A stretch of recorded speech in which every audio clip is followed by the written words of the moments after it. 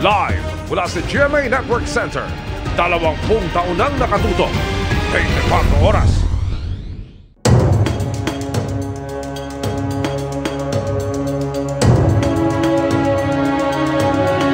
Magandang gabi po, Luzon, Visayas at Mindanao. Umakyat pa sa 10 ang napaulat na nasawi dahil sa pananalasa ng bagyong Enteng na mas lumakas pa at isa na ngayong severe tropical storm. Hindi pa kasama riyan ang pinakauling natagpuang patay sa Antipolo, Rizal ngayong hapon lamang, kaya umakyat na sa 8 ang death toll doon. Bago matagpuan, isa siya sa 3 itinuturing na missing sa gitna ng pahirapang rescue operation dahil sa mayat-mayang buhos ng malakas na ulan. At mula sa Antipolo City, nakatutok live si Dano Tingpungko.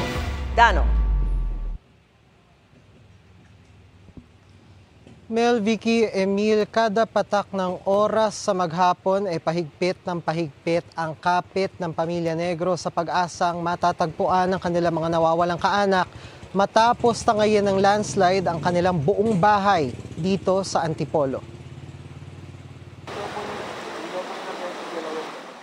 Gumising na may bahay pa ang pamilya Negro sa sitio Upper Banaba ng Barangay San Luis, Antipolo bago mag-alas 7 ng umaga kahapon.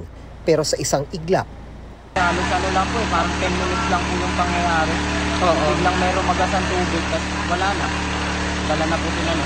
Pagtingin ko rin sa may kalan, kasi bukas po yun, nakita yung bahay nila, ma'am. Wala na po yung bahay. Ano na lang po, lupa na lang po, saka malalaking bato po yung pumalit po sa tinatayo ng bahay. Pero hindi lang bahay ang tinangay, kundi 5 kaanak ni Ian. Natagpo ang patay sa ilog sa Lawaan kahapon ang labi ng 1 taong gulang na pamangking si Roan at nanay ni Roan na si Catherine. Pero nawawala pa rin ang ina niyang si Bernadette, bayaw na si Ray Ondes at 8 taong gulang na pamangking si Josrin. Sa ikalawang araw ng paghahanap, tututukan ng mga rescuer ang malaking batong ito at puno ng kawayan. May naamoy na rin po kami may nangangamoy na po Oo. Kanina po, wala po yan dati. Ano yung wala dati? Ayan po, yung puno ng kawayan po na yan. Pati yung bato? Opo, yung mga bato po na yan. Yung lupa po na yan, wala yan natin. Nandun po yan sa taas, bumaba po dito. Gumuho po siguro sa sobrang lakas po yung tubig. Pero hindi madali ang rescue, lalo't kalaban ang mayat-mayang malakas na ulan. Nagputik lalo ang lupa kaya pahirapan sa pagpapagalaw sa malaking bato para malaman kung may natrap sa ilalim. Hirap yung yung kalsada, yung daan. Very stiff. Ang estimated namin, sir, nasa 75 to 80 meters mula doon sa ground zero hanggang dyan. In fact, yung bata, yung tinawag natin na 1-year-old mahigit, is dito natin natagpuan. Nung natanggal ninyo, yung part ng bato na yon, may amoy. Yung amoy naman nung kanina, yung gaya, pero hindi natin ma-determine kung tao ba o patay ba na hayop. Maski ang chance natin is maliit na nandyan, ganun pa rin, kailangan manigurado tayo. Pinagtulungang mahila ang bato na nagalaw ng bahagya pero hanggang ngayon wala pa rin kaanak na nakikita. Diyan na po kami lumaki. Oo. Nagkaanak na rin po. Ngayon lang po nangyari yan kaya hindi po namin akalain na biglaan po na ganun nangyayari po. Kaanak mo? Ito lang po, makita po sila.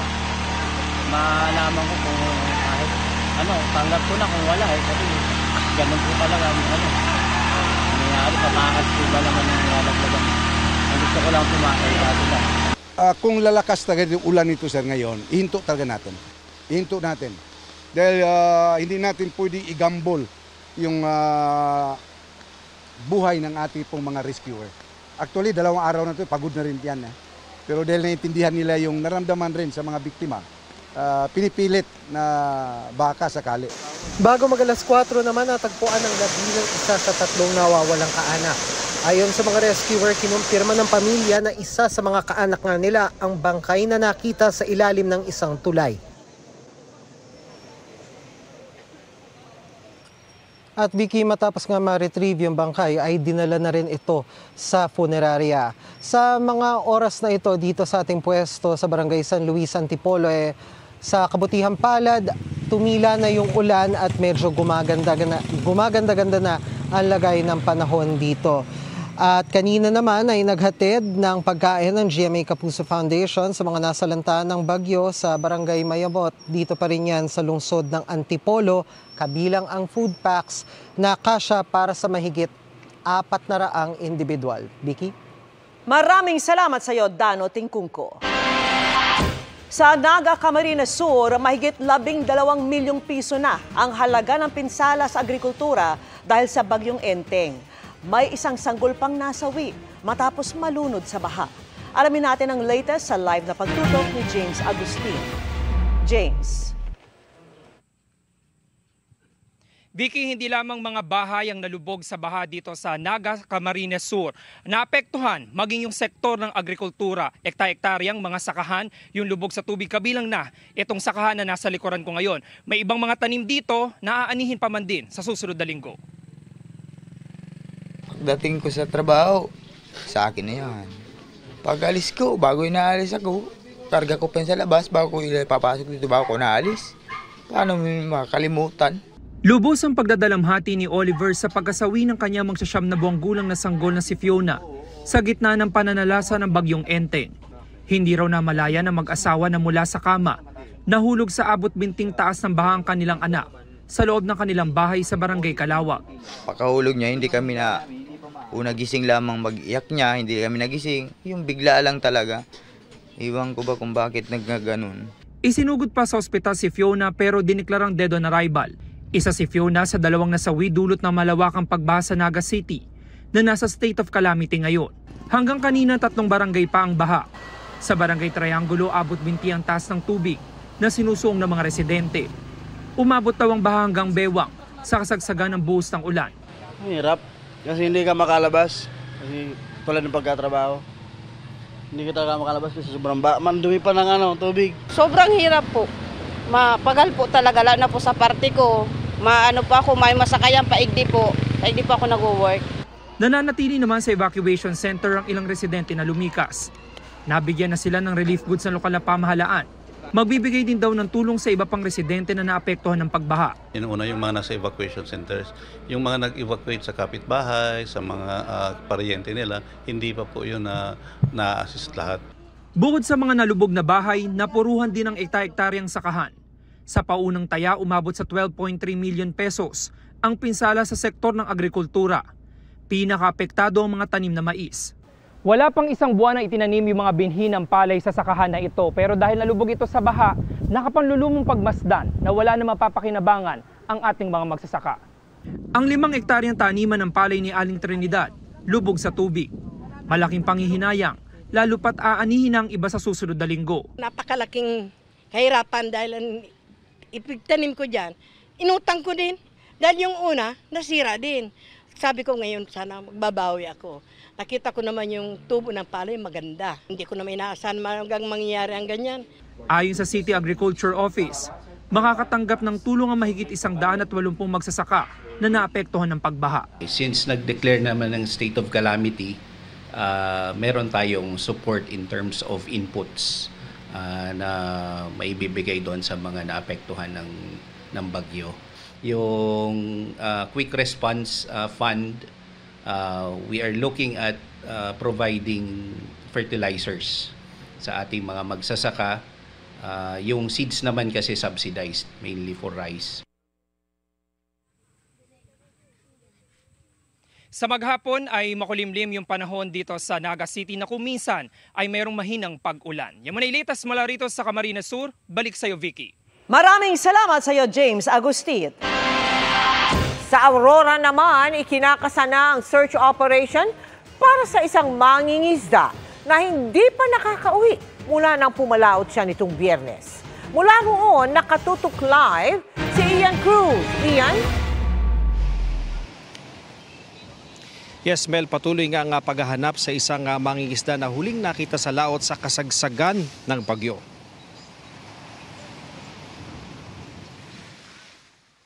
Mahirap po. Hindi ko po alam kung buhay pa siya. Patay na. Pero umaasa pa rin akong buhay siya. Naiyak na lang sa labis na pag-aalala si Jessica para sa mister na si Egay na ilang gabi nang di umuuwi mula nang pumalaot nitong Biyernes. Si tatay daw. Tatay. Saan siya? Dagat. Nag-ano siya? Urupis. Papa, Uwi ka na. uwi ka na tatay. Kwento ng mangingisdang si Roger, alas 8 ng gabi ay nakita pa nila ang ilaw ng bangka ni Egay na nagpaanod umano para madagdagan ang huli. Malaki na raw ang mga alon noon. Kahapon, sa araw ng landfall ng bagyo sa kanilang probinsya, umuwi si Roger at isa pang bangkang may 3 iba pang mangingisda. Pero di nila nakasama si Egay. Liwanag na lang po ng ilaw nakikita namin, mga alas 8 po. Kuha na lang ng ilaw, yung liwanag niya, pero palayo na po siya. Tapos palit na po ng palit ng ilaw niya. Nung kinamagdamagan, din na po namin nakita. Wala na pating ilaw. Sa munisipyo ng Dinalungan, nagkaroon ng interagency meeting para sa paghahanap sa mangingisda. Sa pinag-uusapan po namin dito, the 3 days na plano namin na paghahanap. So siguro kung after the 3 days, siguro kung maaari matulungan din kami ng national government na mayroon man sila dyan yung the national disaster, meron naman silang chopper na pwedeng tumulong. Hanggang ngayong araw, malalakas na ulan pa rin ang nararanasan sa kasiguran. Pero ang mas inaalala ng marami, ang mga nasirang tanim na palay at mga dumapang mais sa tanimang ito nila Mang Renet na anihin na raw dapat sa katapusan ng buwan. Ay, hindi na po yan may salba. Meron ka man dyan makuha, konting-konti na lang.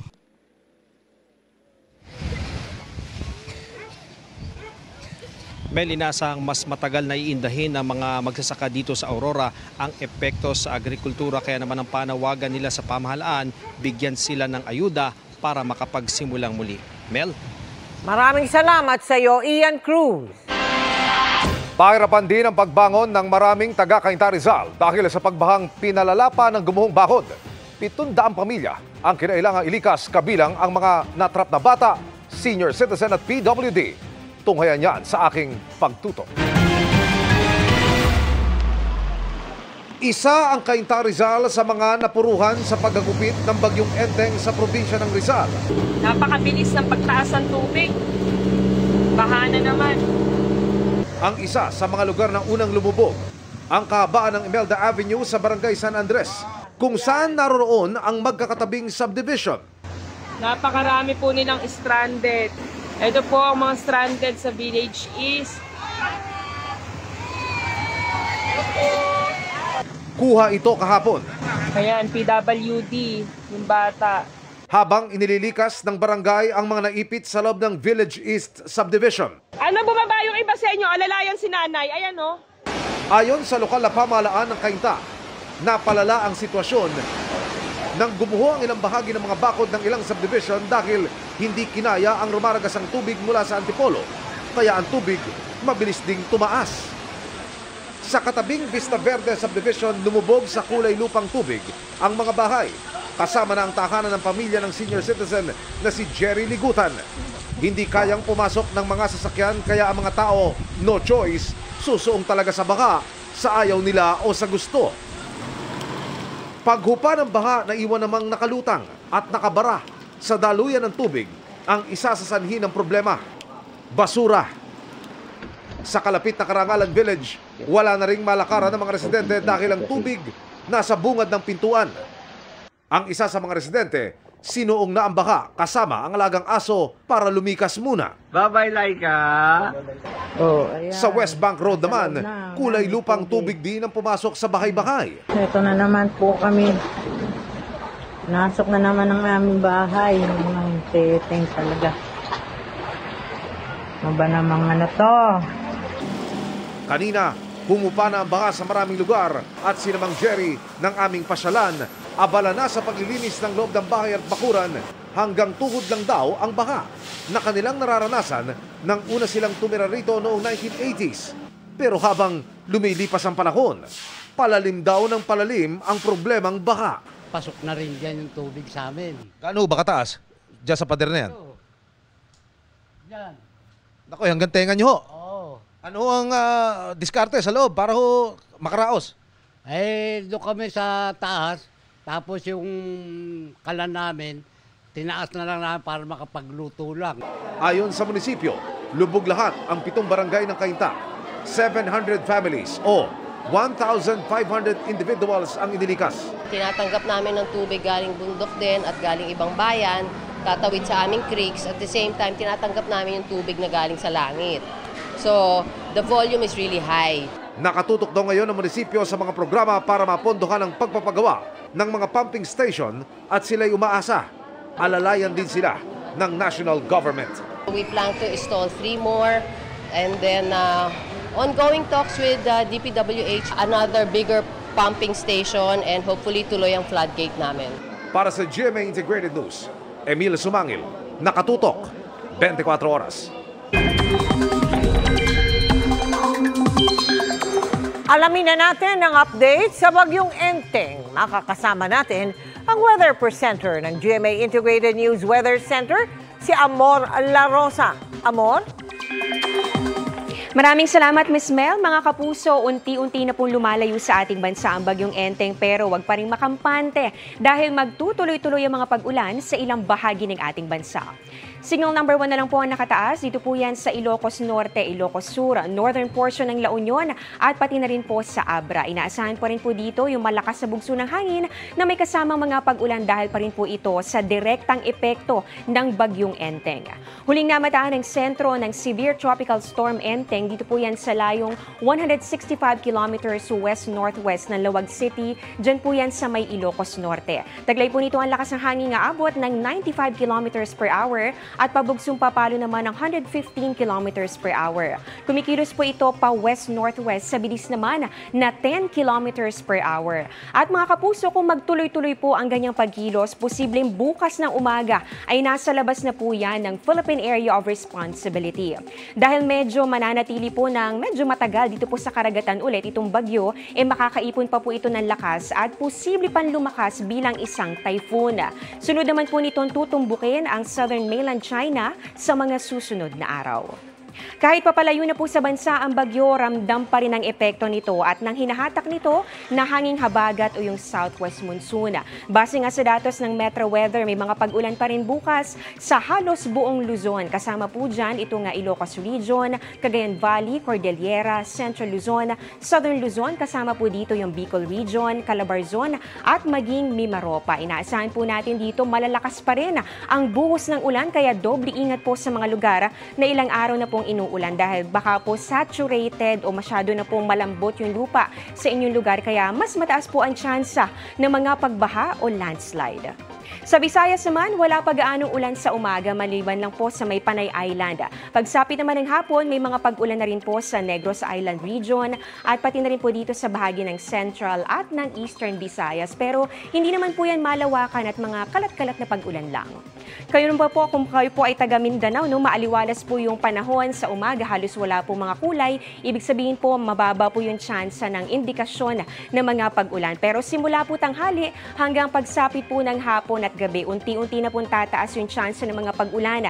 Dito po yan sa Soc Sargen, ganoon din po sa Barm, Caraga at pati na rin po sa Davao Region. Dahil naman po yan sa tinatawag po natin na localized thunderstorms na madalas nga po nating nararanasan pagsapit ng hapon. Dito naman sa Metro Manila, mataas pa rin po ang tsansa ng mga pabugso-bugsong mga pag-ulan at medyo malawakan pa rin po ang inaasahan po nating mga pag-ulan. Mga kapuso, pwede po may mga break o oras po na unti-unti pong kakalma ang panahon pero wag pa rin pong makampante dahil nangyayari po talaga yan kapag apektado po tayo ng habagat. Pero posible po na sundan pa rin yan ng mga pag-ulan. Kaya kung kayo po ay lalabas po ng bahay, wag pa rin pong kakalimutan na magdala ng payong o kapote. Dahil pa rin sa bagyong Enteng at ganoon din po sa hanging habagat, magiging maalon at delikado pa rin po maglayag. Dito po yan sa bahagi po ng western at pati na rin po sa northern seaboards ng northern Luzon.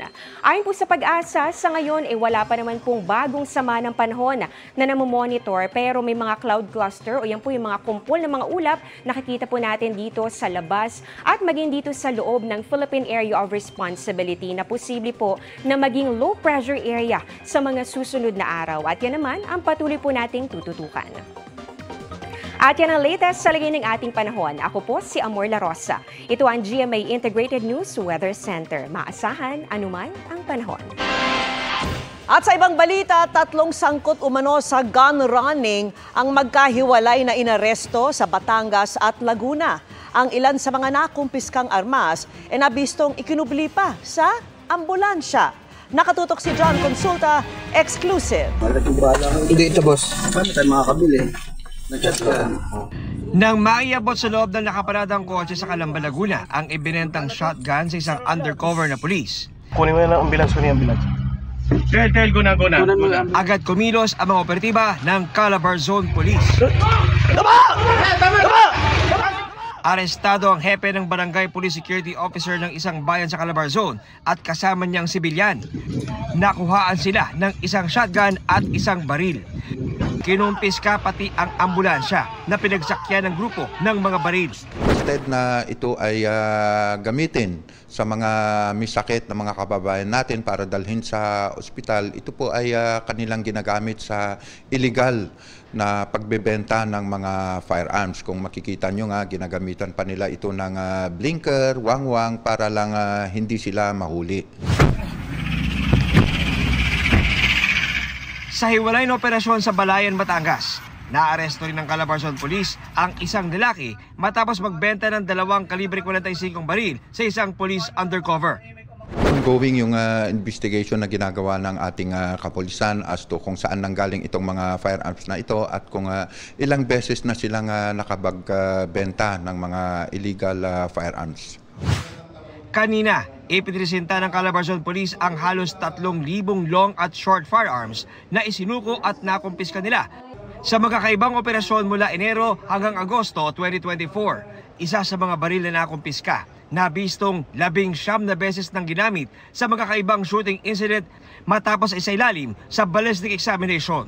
Alam naman natin na pagdating ng bear pants, no, aakyat yung mga crimes gamit yung mga baril, and pangalawa yung filing ng candidacy comes sa October, no. Ginawa natin ito para itong mga krimen pagdating ng bear pants is hindi na mangyayari, no, gamit itong mga firearms na ito. Yung mga nakonpiska naman natin is ito-turn over natin ito sa Firearms Explosive Office para sa proper disposition. Para sa GMA Integrated News, John Consulta, nakatutok 24 oras.